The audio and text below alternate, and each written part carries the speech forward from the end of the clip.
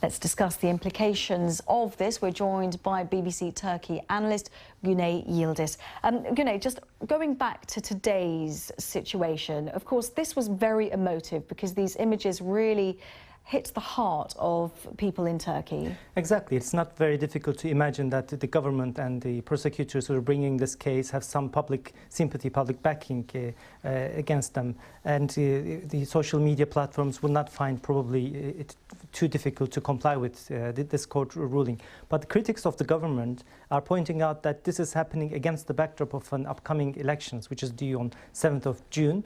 And that the government is trying to set a precedent in controlling the social media, and that they are going to resort to this action again whenever they find something uncomfortable. But the government will point out that it's a judicial matter that has nothing to do with the government. Well, why this complicated relationship then with Turkish authorities and these social media sites? What is your reading of this, Guney? Well, the social media penetration in Turkey is among the highest in the world, and whenever you scan the hashtags on Twitter, for example, you'll find a couple. It's very likely that you'll find a couple of hashtags in Turkish, and most of those hashtags would have a political leaning, political meaning. And the media, the social media was used by the opposition in organizing protests, as you have said, in 2013, which government initially panicked again in the face of that.